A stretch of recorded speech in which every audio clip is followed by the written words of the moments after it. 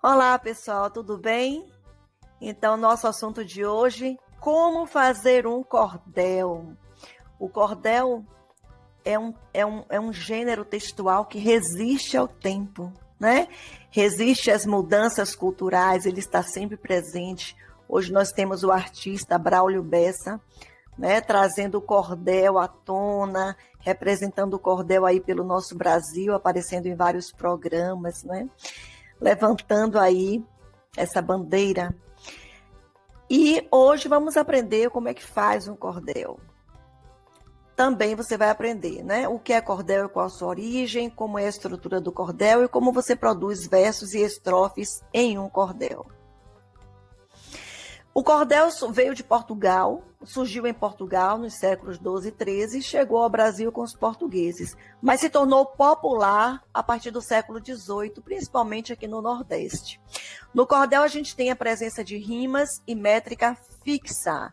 Calma, eu vou explicar direitinho o que é isso e como você faz isso, tá bom? E uma característica peculiar e interessante do cordel é que no cordel você pode usar humor, ironia, sarcasmo, brincadeira, graça.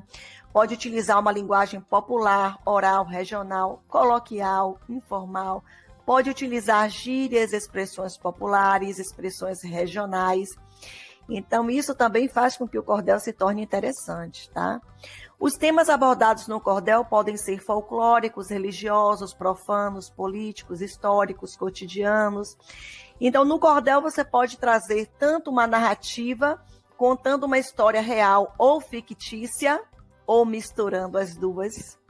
E você também pode fazer a abordagem de um tema, né, do seu interesse em um cordel. Ok? Vamos lá. Como fazer um cordel?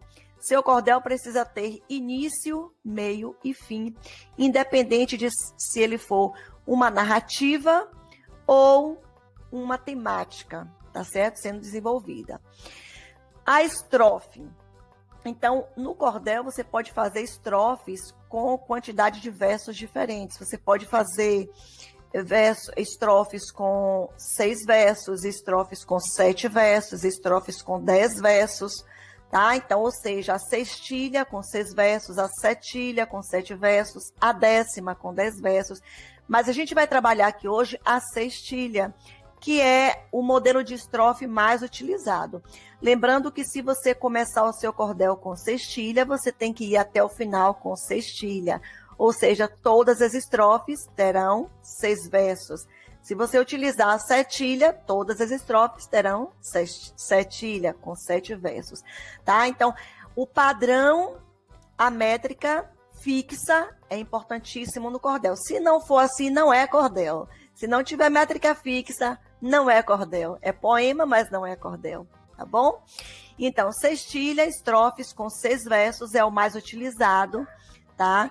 De maneira geral, e é esse que nós vamos aprender aqui hoje. E os versos? Podem ser versos com 5 sílabas, que é chamado de redondilha menor, versos com 7 sílabas, 7 sílabas poéticas, que é o chamado redondilha maior, versos com 10 sílabas, que é o chamado decassílabo, versos com 12 sílabas, que é o chamado alexandrino, ou com mais. Mas hoje a gente só vai aprender os versos com 7 sílabas poéticas, que são os versos que são chamados de redondilha maior, que também são os mais utilizados. E vou dizer para vocês, é bem fácil de fazer, tá bom, gente? Tanto a estrofe com 6 versos, a sextilha, quanto os versos com 7 sílabas poéticas, a redondilha maior, é bem fácil de fazer. E quando você pega a prática, flui, que você nem percebe. Vamos lá? O que é métrica? Então, métrica é a medida do verso, definida pelo número de sílabas poéticas. E o que são sílabas poéticas? As sílabas poéticas são diferentes, às vezes, das sílabas gramaticais, tá? Então, sílabas poéticas nem sempre corresponde a uma sílaba gramatical. Leve em conta a emissão de voz como um todo. E conta-se até a última sílaba tônica do verso, tá? Então, por exemplo, quando eu tenho aqui esse verso O primeiro verso aqui, o cordel é para todos. Veja que quando eu contei as sílabas poéticas, o cordel é para to. Eu parei. O dós não contei. Por quê? Porque todos é uma palavra paroxítona e a última sílaba tônica desse verso é o to, que é a sílaba tônica de todos. Ok? Quando eu tenho aqui, olha, tem seu diferencial. Neste caso aqui, eu contei até a última sílaba, ao. Por quê? Porque diferencial é oxítona. E ao é a sílaba tônica da palavra diferencial. Então, como a sílaba tônica coincide com a última sílaba da palavra, então ela também foi contada. No caso do primeiro verso, todos, a última sílaba tônica não é a última sílaba do verso, não é a última sílaba da palavra. Então, a última sílaba ficou de fora, ela foi desconsiderada na contagem das sílabas poéticas, porque a gente só considera até a última sílaba tônica presente no verso, ok? Ele é muito valioso. Ó, aqui tem dois aspectos. Ele é. Então, o lé de ele é átono, porque ele, a sílaba tônica de ele é e, e o lé é átono. Na sequência, a gente tem o é tônico. Vogal, vogal, sendo esse último átono, e o da frente e o próximo tônico. Então, a gente vai juntar aqui, porque quando a gente fala, é assim que a gente fala. Lembra aqui, olha, leva em conta as emissões de voz como um todo. Então, na contagem das sílabas poéticas, a gente também leva em conta a pronúncia do verso, das palavras, tá bom? Então, aqui, né?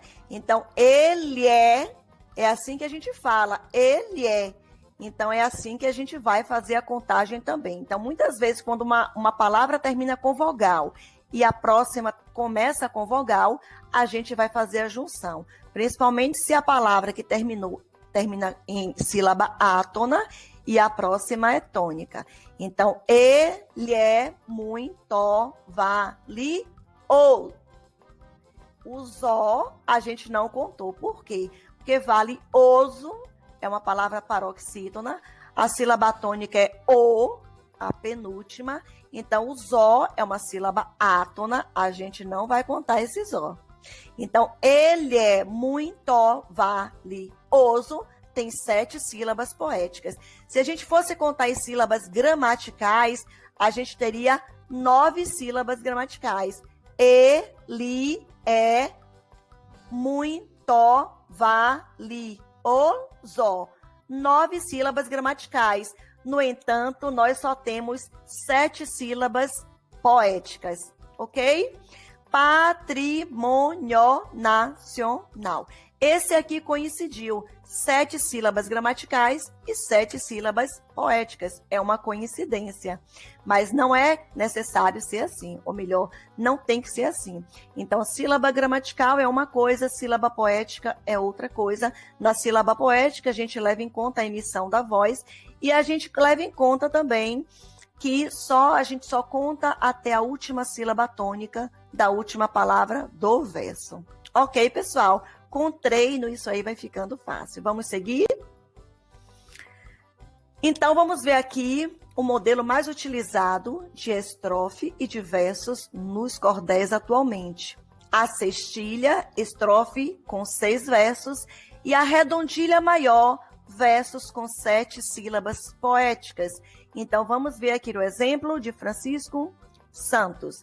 Cordel é poema cantado, é a forma de expressar o sofrimento do povo em qualquer canto e lugar. É rima, é quadro, é martelo, é cultura popular. Então, aqui, vamos ver as sílabas poéticas. A gente tem aqui uma estrofe com 6 versos, uma cestilha, e vamos ver aqui as sílabas poéticas em redondilha maior, com 7 sílabas poéticas.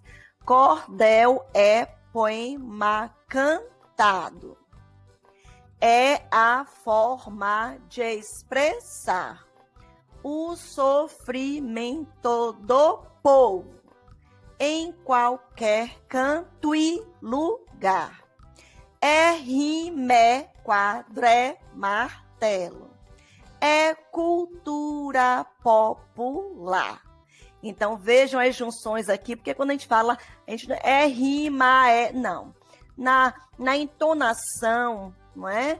A gente não vai entonar dessa forma, a gente vai dar o ritmo. Então, a gente faz é rimé, quadré, martelo. Né? Então, é uma questão de você treinar aqui a contagem das sílabas poéticas e você, quando você pega o embalo, você sente a entonação, você consegue contar as sílabas poéticas para que todos os versos fiquem com as 7 sílabas poéticas, formando assim a métrica fixa do cordel. Então, aqui é uma estrutura bastante utilizada atualmente, 6 versos com 7 sílabas poéticas cada um. Uma coisa importante também, gente, na produção do cordel, é a organização das rimas. Então, veja que nessa estrofe aqui, o verso 1 rima com o verso 3 e rima... o verso 1 não rima. O verso 2 rima com o verso 4 e rima com o verso 6. O verso 1 não rima com o verso 3 e nem rima com o verso 5. Cantado, povo, martelo. Tem uma rimazinha de final, uma rima fraca do ó, né? Dó, vó e ló, mas não é uma rima perfeita. A rima perfeita está em expressar, lugar e popular. Então, a gente tem aqui a segunda rimando com a quarta, rimando com a sexta.